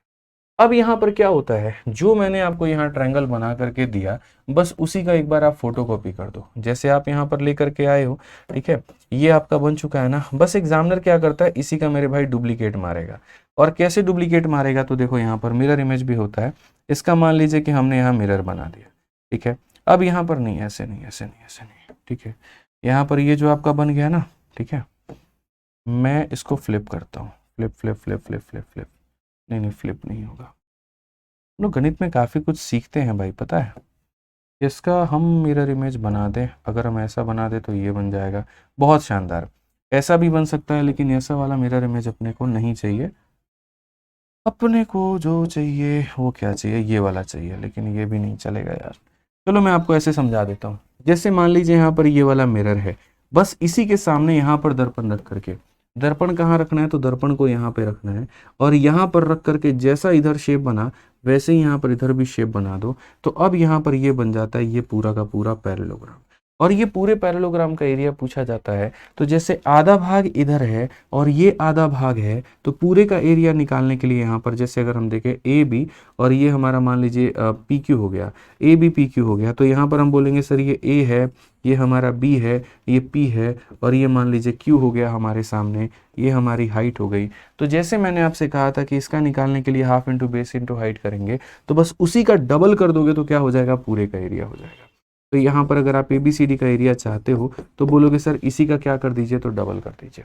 उसी तरीके से यहाँ पर ये जो है हाफ AB साइन थीटा है, तो अगर मान लीजिए यहाँ पर ये A दिया है, ये B दिया है, और अगर थीटा दिया है, इसको दर्पण मार करके हम यहाँ पर इधर और बना देते हैं, तो जो भी एरिया आया है उसका डबल हो जाएगा। जो भी एरिया है उसका क्या हो जाएगा, डबल। तो इसीलिए ट्रायंगल का जो एरिया होता है वो क्या होता है, half into AD into AB और इंटू साइन थीटा। और वो मेरे भाई उसको 2 से गुना कर दो तो सिर्फ यहाँ पर ये निकल जाता है, और ये पैरेललोग्राम का एरिया होता है। मतलब ये समझ लो हाफ को गायब कर दो। ट्रायंगल है तो हाफ लगाना, क्वाड्रिलेटरल है तो उस हाफ को मेरे भाई क्या कर देना, तो गायब कर देना। जैसे half into base into height होता है, उसका हाफ हटा दो तो उसका हाफ हटा दो तो सिर्फ बेस इंटू हाइट रह जाएगा। उसी तरीके से यहाँ पर क्या होता है, half into AB into AD into sine theta होता है, हाफ हटा दो तो यहाँ पर ये हो जाएगा। इसके ऊपर में और भी काफी सारे सवाल आपके बनेंगे, और मैं आपको दिखाऊंगा भाई कि और क्वेश्चन यहाँ पर क्या बन सकता है। लेकिन उसके पहले अभी एक पॉइंट और है, चलो इसको हम लोग बाद में देखेंगे। पहले यहाँ पर हम लोग जो है कुछ सवाल लगा लेते हैं ताकि हमारी क्लैरिटी हो जाए। सारी बातें बहुत ही तसल्ली से, बहुत ही प्यार से हम आपको सारी बातें समझाने वाले हैं। आ जाइए, तो पहले क्वेश्चन नंबर 22 देखिए क्या कहा गया। बोला कि एक पैरेललोग्राम आपके सामने ए हो गया, बी हो गया, सी हो गया, डी हो गया। यहाँ पर ये 30 है, ये हमारा 50 है। ओबीसी का मान इन्होंने पूरा का पूरा दे रखा है कि भैया ये ओबीसी का मान आपका कितना है, तो ओबीसी का मान यहाँ पर ये ओ हो गया, ये बी हो गया, और ये हमारा कितना हो गया, सी हो गया। इसकी वैल्यू हमारी कितनी है, तो 48 है, 48 है। तो हमसे कहा गया एक्स का मान कितना होगा। हालांकि ये तो बहुत आसान सा क्वेश्चन बन गया। आसान सा कैसे बन गया, अरे भैया ट्रायंगल के तीनों कोनों को जोड़ने पर 180 आता है। तो अगर ट्रायंगल के तीनों कोनों को जोड़ने पर 180 आता है, तो यहाँ पर ये हमारा क्या है, तो ये हमारा एक ट्रायंगल है। और अगर ये हमारा एक ट्रायंगल है तो यहाँ पर बोलेंगे इसका, फिर यहाँ पर इसका, और फिर यहाँ पर इसका, तीनों को जोड़ने पर हो जाएगा 180। तो 30 हो गया, फिर 50 हो गया, और फिर यहाँ पर 48 जमा कितना हो गया, x हो गया। सबको जोड़ेंगे तो कितना आएगा, 180 आएगा। 5 4 9 3 12, 128 है। तो 128 है, तो अगर हम ले जाकर के उधर से घटाते हैं तो 128 मेरे भाई घटाएंगे तो कितना आएगा, तो बोलोगे सर 128 घटाएंगे तो ये हमारा 52 डिग्री आ जाएगा। और 52 का मतलब कौन सा ऑप्शन होगा, तो यहाँ पर ऑप्शन नंबर डी होगा। ठीक है, क्लियर हो गया ये बात यहाँ पे। चलिए बहुत बढ़िया, नेक्स्ट क्वेश्चन पर आ जाइए। यहाँ पर क्या कहा गया है, अगला सवाल देखिए। यहाँ पर पैरेललोग्राम के बारे में है ना, 2 बातें जान लो। पैरेललोग्राम जैसे मानो कोई भी दुनिया का पैरेललोग्राम बना रहे हो ना, कोई भी पैरेललोग्राम बना रहे हो, बस इस बात को याद रखना। मैं पहले से बोलता चला रहा हूँ, ठीक है, आपके सामने यहाँ पे ड्रॉ भी कर देता हूँ। कोई भी पैरेललोग्राम आपने बनाया, तो ये पैरेललोग्राम जैसे ABCD हो गया, ठीक है। तो सबसे पहली बात यहाँ पर ये जान लीजिए कि अगर मान लीजिए सपोज करिए, मैं आपको बता रहा हूँ, ये एंगल हमारा 60 हो गया, ठीक है। तो ये फिक्स है कि इन दोनों का जोड़ हमारा 180 होगा, क्योंकि ये इसके पैरेलल है, ठीक है। तो अगर ये इसके पैरेलल है तो ये दोनों का जोड़ 180 होगा, क्योंकि मैंने कहा था जहां पर भी u बनता है 180 आता है। तो देखो यहाँ पर u बन रहा है, तो जहां पर भी u बनेगा 180 बनेगा। 180 में अगर ये 60 है तो ये हमारा कितना हो जाएगा, तो 120 हो जाएगा, ठीक है। अब उसके बाद में दूसरा वाला u कहाँ बनता है, दूसरा वाला u यहाँ पर ये बनता है, ये देखो ये वाला u बनता है। और u में यहाँ पर क्या है, तो बोलोगे सर ये वाली भुजा हमारी इस वाली भुजा के पैरेलल है। तो अगर ये हमारा 120 है तो ये वाला कितना हो जाएगा, तो ये वाला हमारा 60 हो जाएगा, ठीक है। अब यहाँ देखोगे तो ये अपोजिट अपोजिट क्या हो रहे हैं, बराबर हो रहे हैं। यहाँ पे ये आमने सामने वाले बराबर हो रहे हैं, तो ये भी हमारा क्या होगा, तो ये भी हमारा बराबर होगा। तो यानी 2 बातें एंगल्स को लेकर के पैरेललोग्राम के अंदर में चर्चा में रहती है। पॉइंट नंबर 1, अपोजिट एंगल बराबर होते हैं। तो पॉइंट नंबर 1 यहाँ पर क्या होगा कि अपोजिट एंगल यानी विपरीत कोण जो होंगे वो क्या होंगे, तो opposite angles are equal. Point number 1 क्या होगा मेरे भाई, अपोजिट एंगल्स का क्या हो जाएगा मेरे भाई, इक्वल हो जाएगा। और पॉइंट नंबर 2 यहाँ पर क्या होगा, तो एडजेसेंट एंगल का जो सम होता है वो 180 होता है यहाँ पर। तो हम ये भी लिख सकते हैं कि sum of adjacent angle, sum of क्या हो जाएगा मेरे भाई, तो सम ऑफ एडजेसेंट एंगल जो होंगे यहाँ पर हमारे, वो मेरे भाई 180 होंगे। तो सम ऑफ एडजेसेंट एंगल इस कितना हो जाएगा, तो 180 डिग्री हो जाएगा आपका। ठीक है, कृष्णा गुप्ता क्लास लाइव है बच्चे, तुम्हारे फोन में अगर लाइव दिखा रहा है तो पक्का क्लास लाइव ही होगा, रिकॉर्डेड तो होगा नहीं भाई। ठीक है, आ जाओ चलो पढ़ो। यहाँ पर अगर हम बात करते हैं तो बहुत ही बढ़िया तरीके से आप समझ सकते हो। तो क्वेश्चन में कहा गया एक पैरेललोग्राम हमारे सामने क्या है, तो पी क्यू आर एस है। अब जैसे मानो हमने यहाँ पर बना दिया, ये पी क्यू आर एस नाम का बना दिया है। अब उसमें ये कहा गया कि पी जो है 4 टाइम है क्यू के, ये जो हमारा पी है ना भाई, ये हमारा क्यू का 4 टाइम है, यानी अगर ये x है तो ये हमारा कितना हो जाएगा, 4x हो जाएगा। तो बोला गया r का मान कितना होगा। अभी हम आपको समझाएं कि यहाँ पर साथ वाले दोनों कोनों को जोड़ने पर 180 आता है, एडजेसेंट एंगल को जोड़ने पर 180 आता है। तो यहाँ साथ वालों को जोड़ने पर 180 आता है, तो 5x का वैल्यू हमारा हो जाएगा 180, जहाँ पर अगर आप इसे काटते हो तो x का मान 36। और अगर x का मान 36 हो गया तो आप मुझे यहाँ पर ये बताइए, ये हमारा क्या हो जाएगा, तो 36 का 4 गुना 144। ठीक है, क्योंकि अपोजिट एंगल बराबर होता है। अभी मैंने 2 प्रॉपर्टी पढ़ाई थी, ये दोनों को जोड़ने पर 180 आता है और दूसरा अपोजिट बराबर होता है। तो ये अगर 144 है तो ये भी तुम्हारा कितना होगा, तो 144 होगा, यानी r का मान कितना होगा, तो 144 होगा। कौन सा ऑप्शन है दोस्त यहाँ पर, तो ए जो है वो हमारा बिल्कुल सही उत्तर है। ठीक है, तो ध्यान रखना है बच्चों 2 बातें। पॉइंट नंबर 1 कि यहाँ पर साथ वालों को जोड़ने पर 180 बनता है, और पॉइंट नंबर 2 विपरीत कोण हमारे क्या होते हैं, बराबर होते हैं। आइए चलिए 24 नंबर क्वेश्चन देखिए क्या कहा गया। इसमें कहा गया the diagonal AC and BD cut each other at point O। ये काट लिए भैया। उसके बाद में ये 30 दे रखा है, ये 80 दे रखा है, तो हमसे DBC का मान, ये वाला मान पूछा, ये वाला मान कितना होगा। बहुत ही आसान क्वेश्चन है, आप इसे बना सकते हो। कैसे बना सकते हो, देखो सबसे पहले ये समानांतर चतुर्भुज है यानी पैरेललोग्राम है, और पैरेललोग्राम है तो यहाँ पर ये वाली जो रेखा होगी, ये वाली रेखा के हमेशा पैरेलल होगी यानी समानांतर होगी, ये 1000% तय है। और अगर ये समानांतर होगी तो ये एक ट्रांसवर्सल यानी तिर्यक रेखा का काम करेगा, और जहां पर भी जेड बनता है तो वहां ऑल्टरनेट कोण का निर्माण हो जाता है। जहां पर भी जेड बनता है वहां पर क्या हो जाता है, तो ऑल्टरनेट कोण का निर्माण हो जाता है। और अगर निर्माण हो जाता है तो ये हमारा 30 है, तो ये भी हमारा कितना हो जाएगा, तो ये भी हमारा 30 हो जाएगा, क्योंकि ऑल्टरनेट एंगल क्या होते हैं, तो ऑल्टरनेट एंगल आपके बराबर। ठीक है, अब उसके बाद में यहां पर मैं आपको समझा रहा हूं, उसके बाद में यहां पर क्या है जरा वो देखिए। ऑल्टरनेट एंगल आपके क्या होते हैं, तो ऑल्टरनेट एंगल हमारे बराबर। सीधी रेखा पर जब भी आप कोण बनाते हो तो सीधी रेखा का जो कोण होता है वो कितना होता है, 180 होता है। 180 में अगर ये आपका 80 है तो ये हमारा कितना हो जाएगा, ये हमारा मेरे भाई 100 डिग्री हो जाएगा। ये हमारा कितना हो जाएगा, तो ये हमारा 100 डिग्री हो जाएगा। ठीक है, अब उसके बाद में थर्ड स्टेप हम यहाँ पर क्या कहेंगे, तो हम बोलेंगे सर देखिए त्रिभुज के तीनों कोनों को जोड़ने पे 180 का निर्माण होता है, ये 100 है और अगर ये 30 है तो ये कितना होगा, अल्फा। तो हम बोलेंगे सर अल्फा जमा 100 और जमा कितना 30, सबको जोड़ दीजिए तो हमारा आना है 180। तो यहाँ पर अल्फा का जो मान होगा वो कितना, 130 जाकर घटा दो तो यानी 50 का मान आएगा। और यहाँ पर कौन सा ऑप्शन होगा, तो डीवीसी का मान 50 हो जाएगा।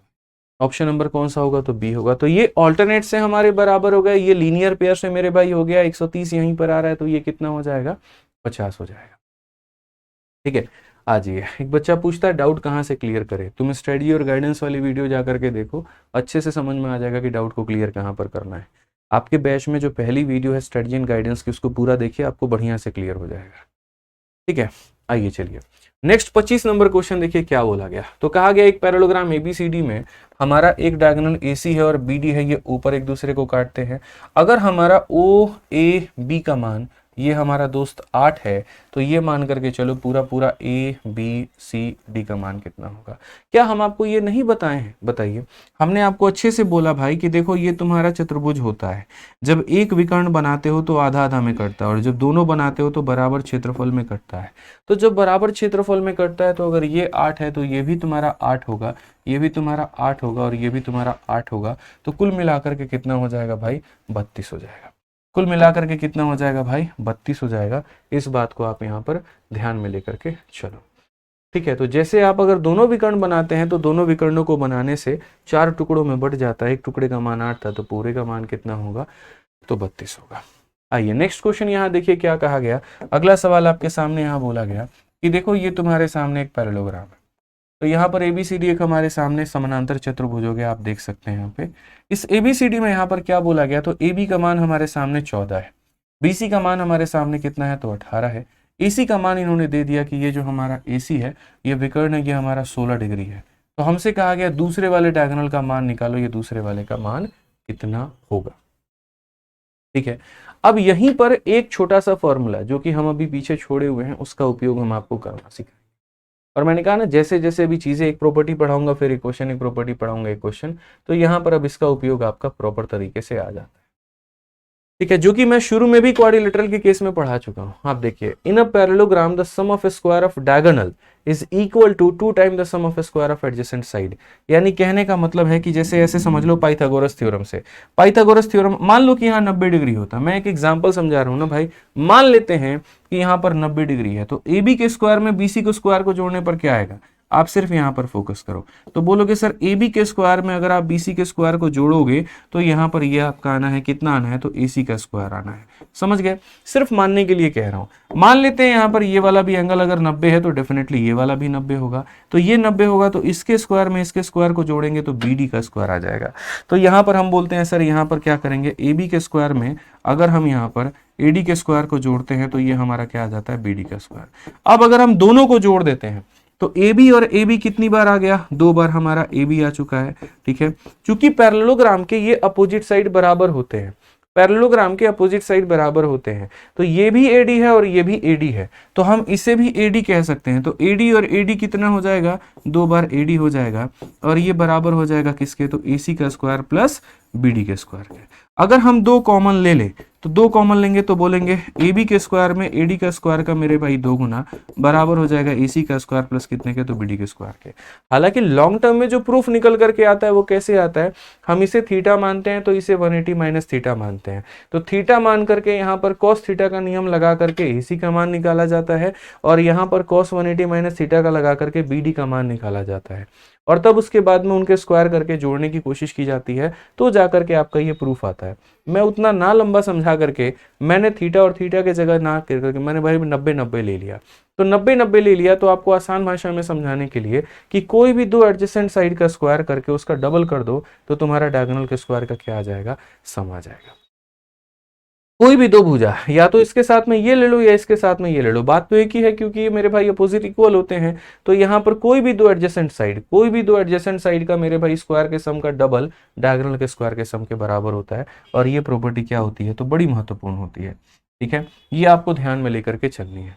प्रूफ बहुत ज्यादा महत्वपूर्ण नहीं है, छोटे छोटे अलग अलग तरीकों से मैं आपको ये एक्सप्लेन कर सकता हूँ। तो यहां पर आज आपके सामने वही पल आया है, वही घड़ी आई है, और ये क्वेश्चन नंबर 25 नहीं 26 में आपको यही बात बोला गया कि देखो ये 14 है और ये 18 है और ये 16 है, तो यहाँ पर ये जो दूसरा वाला होगा ये कितना होगा। आप बोलोगे सर देखिए 2 गुना सारे स्क्वाइड का स्क्वायर मेरे भाई यहाँ पर, यानी 14 का स्क्वायर में यहाँ पर किसके स्क्वायर को जोड़ दीजिए, तो 14 के स्क्वायर में यहाँ पर 18 के स्क्वायर को आप जोड़ दीजिए, यानी जो साथ वाली भुजा है उनके स्क्वायर के सम का 2 गुना बराबर हो जाएगा हमारे यहाँ पर एसी का स्क्वायर और हमारे बीडी का स्क्वायर। एसी का स्क्वायर और हमारा क्या हो जाएगा, बीडी का स्क्वायर, यानी एक डायगोनल अगर 16 है तो यहाँ पर 16 का स्क्वायर हो जाएगा, और दूसरे वाला डायगोनल को अगर x मानते हैं तो यहाँ पर उसका स्क्वायर हो जाएगा। आसान भाषा में कहें तो दोनों विकर्णों के स्क्वायर का यहाँ पर योग, दोनों विकर्णों के वर्ग का यहाँ पर योग हमारे भुजाओं के यहाँ पर वर्ग के योग के 2 गुने के बराबर होता है। ठीक है, तो अगर हम यहाँ सॉल्व करते हैं तो हम बोलेंगे सर ये देखो ये हमारा हो चुका है, सॉल्व करते हैं 2 टाइम्स ऑफ कितना, तो यहाँ पर ये हो जाएगा 196 को 14 का स्क्वायर इतना ही होता है, 18 का स्क्वायर हमारा कितना होता है, 324 होता है भाई, और ये बराबर हो जाएगा 16 का स्क्वायर कितने के, तो 256 के, और प्लस हमारा कितना हो जाएगा, तो x का स्क्वायर हो जाएगा। अगर हम देखते हैं यहाँ पर तो ये 4 इसे दे दो 200, 320 में 200 जोड़ दो 520, फिर से रिपीट करता हूँ 4 इसे दे दो 200, 320 में यहाँ पर 200 520, 520 का डबल कितना होगा, तो 520 का डबल मेरे भाई 1040 होगा। 1040 में से कितना घटाना है अपने को, 256, ये हमारा किसके बराबर है, x के स्क्वायर के। आप इसमें से घटाओ 1040 में से 40 यहाँ पर 56 जाएगा, 10 से आपका ये हो गया मेरे भाई 13 से 5 आपका 8 हो चुका है, और 9 से 2 आपका 784। 784 किसका स्क्वायर होता है आपको पता है? तो बोलोगे हाँ जी गुरुजी 28 का होता है। तो बस यहाँ पर सॉल्व करो, 28 आपका आ जाएगा। कौन सा ऑप्शन है? तो बी फॉर बाहुबली। ठीक है, तो ये छोटी सी बात फिर से कह रहा हूं, समझ करके चलना पड़ेगा यहाँ पर। और वो यहाँ पर क्या होगा कि भुजाओं के स्क्वायर का मेरे भाई डबल डायगोनल के स्क्वायर का क्या होता है? सम होता है। भुजाओं के स्क्वायर का डबल डायगोनल के स्क्वायर का सम होता है। ठीक है, एक और क्वेश्चन आप यहां पर देखिए, तब जाकर के चीजें आपको पक्का होंगी, तब जाकर के क्लैरिफाई आपको हो पाएगा। तो जैसे एक और क्वेश्चन आपके सामने हमने यहां बनाया, देखिए एक पैरेललोग्राम हमारे सामने एबीसीडी हमने यहां पर बना दी। अब ये एबीसीडी नाम के पैरेललोग्राम में हमने यहां पर क्या किया? तो एसी का मान हमने यहां पर कितना कर दिया? तो एसी का मान हमने 14 कर दिया। उसके बाद में बीडी का मान यहां पर देखो, दूसरी वाली डायगोनल है, इसका मान हमने कितना कर दिया? 8 कर दिया। एबी का मान हमने 9 कर दिया भाई। तो हमसे कहा गया ये एडी का मान कितना होगा? यहाँ पर कितना होगा? x होगा। मैंने अभी क्या कहा मेरे भाई? तो अभी मैंने यहाँ पर ये कहा 2 गुना इसका स्क्वायर प्लस इसका स्क्वायर, यानी यहाँ पर 9 का स्क्वायर प्लस हमारा कितना? x का स्क्वायर। और ये बराबर होगा किसके? तो दोनों डायगोनल के स्क्वायर के सम के, यानी यहाँ पर 14 का स्क्वायर और प्लस यहाँ पर कितना हो जाएगा? तो 8 के स्क्वायर के। अब अगर आप देखोगे तो बोलोगे सर ये 2 गुना हो जाएगा, हमारा 9 का स्क्वायर 81 है और प्लस ये हमारा x स्क्वायर है। और यहाँ पर देखोगे तो 14 का स्क्वायर कितना होता है? तो मेरे भाई यहाँ पर 14 का स्क्वायर जो हो गया वो 196 हो चुका है आपका। और 8 का स्क्वायर कितना हो जाएगा? तो 64 हो जाएगा। तो यहाँ पर ये हो जाएगा मेरे भाई 260 के करीब। कितना हो जाएगा? 260 के करीब में। तो यानी इन दोनों को जोड़ेंगे तो ये हमारा हो चुका है 260। 2 इसे काटेगा कितनी बार में? तो 130 बार में। और अगर 130 बार में काटेगा तो ये 81 जाकर के उधर माइनस होगा, और 81 जाकर के माइनस होगा तो मेरे भाई यहाँ पर ऐसे मान लो 49 आपका निकल करके आना है। 130 में से 81 को घटा दीजिए, 49 है। आप दोनों तरफ रूट करिए तो x का मान कितना आ जाएगा? 7 आ जाएगा। कौन सा ऑप्शन है? तो ए जो होगा वो हमारा बिल्कुल सही उत्तर होगा। ठीक है, तो ये छोटी छोटी बातें देखो, डेली जितना पढ़ोगे, डेली जितना रिवाइज करोगे, तुम्हारे लिए उतना ज्यादा फायदा है। मैंने इसीलिए कहा था कि मेरे पढ़ाने के साथ साथ फॉर्मूला बुक अपने पास में रखा करो। एक चीज मैंने यहाँ पर पढ़ाई, दूसरी चीज दूसरी तरफ आपने तुरंत वहां पर उसको हाईलाइट कर दिया। ठीक है, तो चीजें जब साथ के साथ चलेंगी ना, बहुत मजा आएगा। ठीक है, आपको रिकॉल होगा। जिस चीज को आप जितनी बार पढ़ते हैं आपको उतना ज्यादा मेरे भाई रिकॉल हो पाता है, उतना ज्यादा फायदा होता है। जिस तरीके से मैं आपको पढ़ा रहा हूँ ना, समझ लो फॉर्मूला बुक मेरी क्लास नोट्स है। ठीक है, जो मैं आपको पढ़ाया मैंने क्लास में, उसी को मैंने नोट्स के फॉर्म में तैयार करके कलर वाले फिगर से जो है पूरा प्रिपेयर करवा करके फॉर्मूला बुक में हमने छपवा दिया है। ठीक है, तो आप अगर साथ के साथ भी रिवाइज करना चाहते हो, मानो मैं पढ़ा रहा हूं और आपको नोट्स बनाने में ज्यादा जल्दीबाजी है, मत बनाओ नोट्स यार। सिर्फ मेरे पढ़ाने पर फोकस करो और फॉर्मूला बुक में हाईलाइट करो। यहां पढ़ा रहा हूं वहां हाईलाइट करो, यहां पढ़ा रहा हूं वहां हाईलाइट करो। कुछ चीजें अगर वहां नहीं दी गई है जो मैंने पढ़ाई है तो उसको वहां पर नोट करके बना लो। तो ज्योमेट्री की जो नोट्स बनाने की आपको आवश्यकता पड़ेगी, मुझे नहीं लगता यहाँ पर फॉर्मूला बुक से बेहतर कुछ चीज होगी। वहां पर सीधा सीधा आपका वो नोट्स बन जाएगा। बाद में उसको अपने नोट्स के फॉर्मेट में उतारना चाहो तो कर सकते हो। ठीक है, तो काफी सारी आइडेंटिटी है, डेली बेसिस पर बहुत सारी चीजें हैं जो आपको रिवाइज करने की आवश्यकता है। हम तो पढ़ा ही रहे, हम तो बोलते ही हैं यहाँ पर कि देखो डेली जितना पढ़ा रहा हूँ उसको रिवाइज कर लेना, लेकिन करना तो एट द एंड में आप ही को पड़ेगा। ठीक है, तो आसान हो जाएगी चीजें, हलवा हो जाएंगी, बहुत ही ज्यादा सरल हो जाएंगी, लेकिन तब जब आप उसको रिवाइज करेंगे। अब देखो कल की क्लास में जो आज रिवाइज करके नहीं आएगा उसको फिर इकट्ठा इकट्ठा इकट्ठा इकट्ठा एक बार में इतना पहाड़ बन जाएगा कि पूरी ज्योमेट्री उसको टफ लगेगी। मन में ये तो रहेगा यार सारी क्लासेस मैंने सर के लिए, फिर ज्योमेट्री आ क्यों नहीं रही? क्योंकि तुमने रिवाइज नहीं किया। अब यहाँ पर ये जो मैंने साइड वाली आपको प्रॉपर्टी बताई है, मैं गारंटी कहता हूँ 4 दिन बाद मैं आपसे पूछूंगा ना, आपको नहीं पता होगा। और वही हाल होता है, पेपर में क्वेश्चन आता है, वो प्रॉपर्टी मैंने पढ़ा रखी है लेकिन आपको वो रिकॉल नहीं होता, आपको वो प्रॉपर्टी उस समय याद नहीं आ रहा होता और आप छोड़ के चले आते हो। तो ये मत करना, ध्यान रखना इस बात का। ठीक है, जितना पढ़ा रहा हूँ डेली बेसिस पे उसको रिवाइज करो बढ़िया तरीके से। खुद से नोट्स बना सकते हो तो वेल एंड गुड है, नहीं बना सकते फॉर्मूला बुक से रिवाइज करो, बट रिवाइज करो, इंपॉर्टेंट वो है। ठीक है, चलो तो मिलेंगे मेरे भाई अगली क्लास में। आज के लिए इतना ही, ध्यान रखना, बढ़िया से खुश रहना, मस्त रहना। ठीक है, चलो भाई मिलते हैं अगली क्लास में। आज के लिए इतना ही, धन्यवाद, थैंक यू।